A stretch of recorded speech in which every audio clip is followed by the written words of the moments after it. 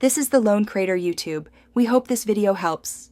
You start by cleaning the area and applying 70% isopropyl to reduce infection risk. Make sure the skin is dry.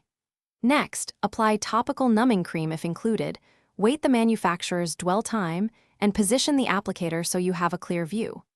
Once done, load the device per instructions and align its tip at the base of the tag.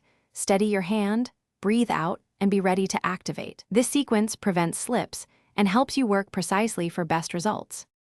Now you perform the removal itself. Activate the device exactly as instructed while keeping steady pressure and the recommended angle. This ensures effective closure or excision without collateral damage. As you work, watch tissue color and the patient's sensation. Mild stinging is normal, but stop for heavy bleeding or intense pain. Once the tag is detached or treated, apply sterile gauze with gentle pressure for 1 to 2 minutes to control oozing. Then inspect the area to confirm complete removal and an intact finish by applying a topical antiseptic and a sterile bandage and give clear aftercare.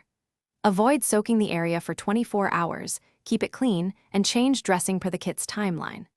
Once healed, compare to your initial photo to ensure full removal.